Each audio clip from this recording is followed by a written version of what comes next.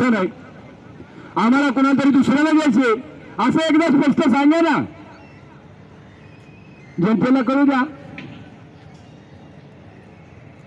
की शासन कामगारांसाठी आहे, लोकांसाठी आहे, हे एकदा लोकांना स्पष्ट होते ना, मग ते पण येणार नाही तुमच्याकडे हात पसरायला.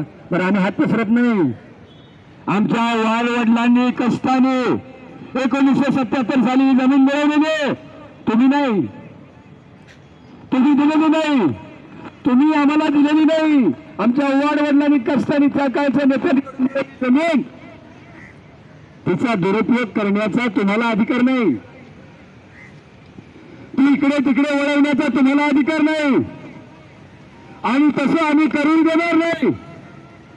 आणि तसं जर तुम्हाला वाटत असेल की किती दिवस आंदोलन करायचं, आम्हाला जे करायचं ते आम्ही करू, ते आम्ही कधी शक्य होऊ देणार नाही.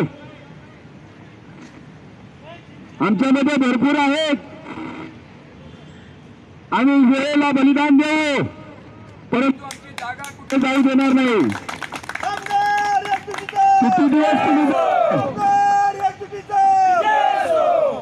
किती दिवस तुम्ही बैठक देणार नाही? जोपर्यंत बैठक देणार नाही तोपर्यंत आम्ही इथे बसणार. आणि बाकी इतर लोकांच्या बैठका सर्व झाल्या 6 महिन्यामध्ये. आम्हाला इतर कोणाची बैठक करण्याची इच्छा नाही, सर्वांची चर्चा झालेली. आता फक्त बैठक होईल तर ती मुख्यमंत्र्यांबरोबर, अन्यथा बैठक न घेता आम्ही कायमस्वरूपी इथे बसून राहू असं या ठिकाणी शासनाला सांगतो. कालांतराने या आंदोलनाला आम्ही कशा प्रकारे चालू हे हळूहळू आपल्याला कळेलच.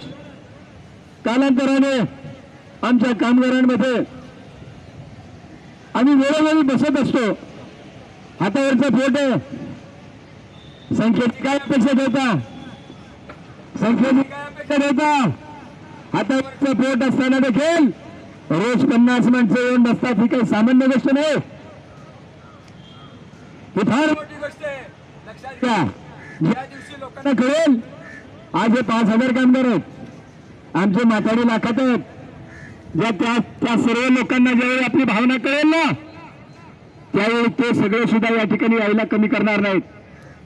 ती वेळ येऊ नये, तो दिवस येऊ नये, आणि सर्व म्हातारींना या ठिकाणी आझाद मैदानावर यावं लागू नये याची काळजी घ्या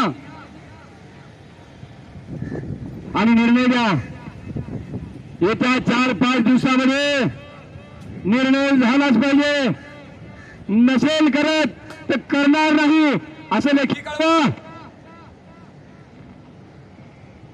आमच्याकडून निर्णय होणार नाही असं लेखी कळवा. बैठक द्या, बैठकीत चर्चा करू. चर्चेच्या अंती तुमच्या अडचणी आणि आमच्या अडचणी काय आहेत हे समजून घेता येईल.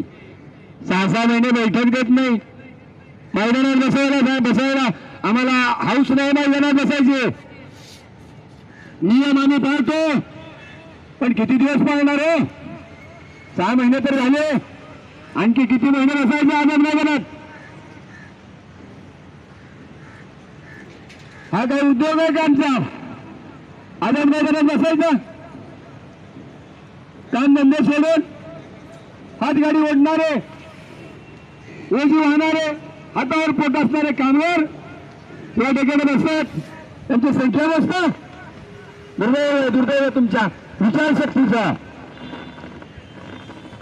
तुमची विचारशक्ती लोकांभिमुख नाही, तुमची विचारशक्ती लोकांना न्याय देणारी नाही, तुमची विचारशक्ती लोकोपयोगी नाही.